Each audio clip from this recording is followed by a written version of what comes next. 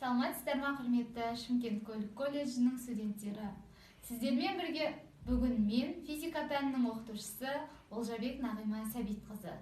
Біздің бүгінгі өтетін тақырыбымыз математикалық маятниктің тербеліс периодын анықтау. Яғни, бұл тақырыпты тереңінен түсіндіру үшін мысалға көз жүгіртсеңіздер. Өздеріңізге белгілі математикалық маятниктің тербеліс периоды үлкен Т тең 2π түбір астында L бөлінген G. L дегеніміз маятниктің ұзындығы, G дегеніміз еркін түсу үдеуі. Формуладан көріп тұрғандарыңыздай, тербеліс периоды тербеліс маятнигінің амплитудасына тәуелді емес. Бұл тепе-теңдік күйдегі жіптегі маятниктің кішкене ауытқуы кезінде байқалады. Сонда кішкентай амплитуданың тербеліс бұрышы 4-5 градустан аспауы керек. Бұл формуланы біз қолдануымыз үшін. Анықтап алайық. Математикалық маятниктің тербеліс периодының амплитудасы тербеліс амплитудасына тәуелді емес. Келесіде көріп тұрғанымызда екі ұзын жіпте екі бірдей шар ілініп тұр. Екі математикалық маятник, екеуінің тербеліс периоды бірдей. Оған біз былай көз жеткізуімізге болады. Екеуін бірдей ұстап, бір бұрышқа жіберсек, көріп тұрғанымыздай маятниктер синхронды тербеліске түсіп, оларда шынында да тербеліс периоды бірдей болып тұр. Енді былай жасап көреміз. Маятниктің біреуін үлкенірек бұрышқа тартып, екіншісін кішірек бұрышқа тартып жіберіп байқаймыз. Енді оларда әртүрлі тербеліс амплитудасы байқалып тұр. Бірақ біз көріп тұрғанымыздай маятниктер әлі де синхронды түрде бірдей тербеліс периодына тең болып тұр. Математикалық маятниктің тербеліс периодының формуласына қайта оралатын болсақ, бұл жерде маятниктің массасы кірмей тұр. Бұл дегеніміз тербеліс периоды маятниктің массасына тәуелді емес. Яғни оны тексеріп көру мақсатында бірдей ұзындықтағы екі жіптің біреуіне кішкентай маятникті шар, екіншісіне үлкен шар ілдік.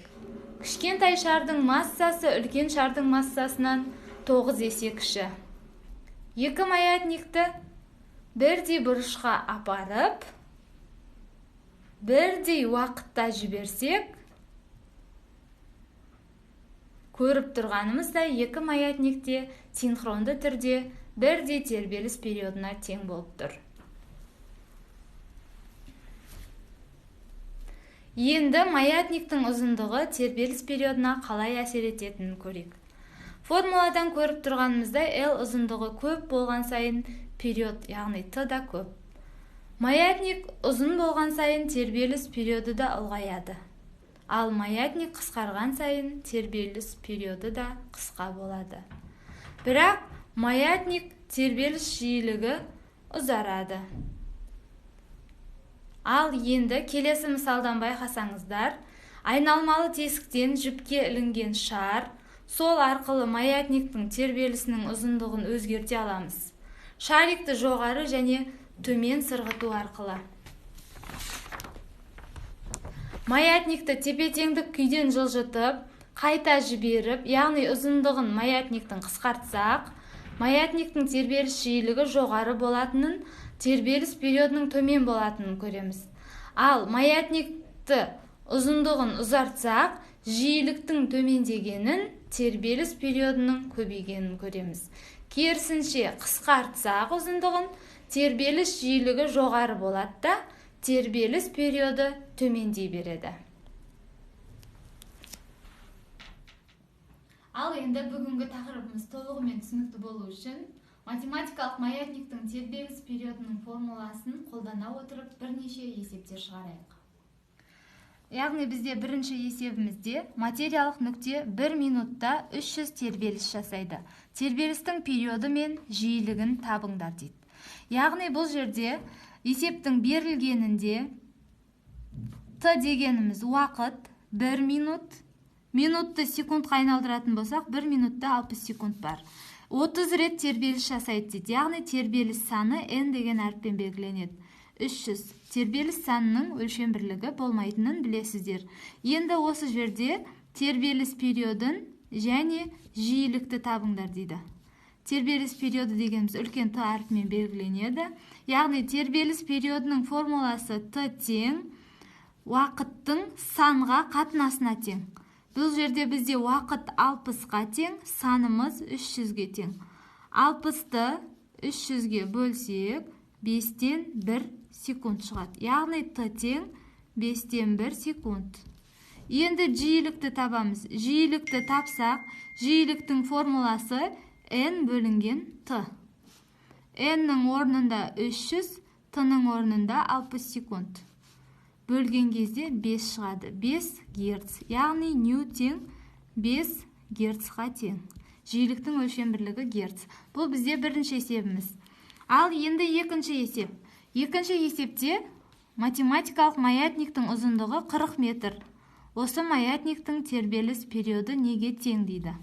Яғни периодтың формуласы жаңа сабақта түсіндірдік. Т тең 2 пи түбір астында L бөлінген G-ға тең. Яғни формулаға қоятын болсақ, Т тең 2 пи түбір астында L ұзындығымыз 40 метрға тең. 40. G дегеніміз еркін түсу үдеуі өздеріңізге белгілі 10, 9,8 жуықтап 10 деп алуға болады. Яғни тұрақты 10-ға тең. Енді 40-ты 10-ға бөлсек, түбір астында 4 шығады. Түбір астында 4-тен 2 шығады. 2 көбейтілген, мына жердегі бізде 2 пиіміз бар. Бұны ашып жазатын болсақ, 2 көбейтілген 2 көбейтілген пидің мәні тұрақты 3,14-ке тең. Яғни 4 көбейтілген 3,14 тең болады 12,56 секунд. Периодтың өлшем бірлігі секундқа тең. Яғни Т тең 12,56 секунд. Бұл бізде екінші есебіміз. Ал енді үшінші есепке назар аударсаңыздар. Үшінші есепте қатаңдығы 10 ньютон бөлінген метр серіппеге ілінген массасы 0,1 килограмм жүктің тербеліс периоды қандай дейді. Яғни үшінші есепте серіппелі маятниктің формуласы Т тең 2 пи түбір астында М бөлінген К-ға тең. Яғни Т тең, мына жерде 2 пи түбір астында М, массамыз бізде 0,1-ге тең. Ал К қатаңдығымыз 10-ға тең. Енді арғарай түрлендіретін болсақ, 0,1-ді 10-ға бөлген кезде түбір астында 0,01 шығады. Яғни бұны біз түбір астында 10-ның -2 дәрежесі деп алуға болады. Енді бұны түбірден шығаратын болсақ, 0,1 шығады.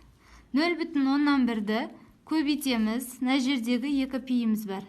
2 көбейтілген пидің мәні 3,14. Яғни 2-ні 3,14-ге көбейтетін болсақ, 6,128. Оны 0,1-ге көбейтетін болсақ, 0,628 секунд шығады. Яғни серіппелі маятниктің тербеліс периодының мәні 0,628 секундқа тең болады. Бұл бізде үшінші есебіміз. Ал енді бұл осы мысалдағы есептерді ескере отырып, үйде сіздерге тапсырма, мына есептерді мұқият шығарып келеміз.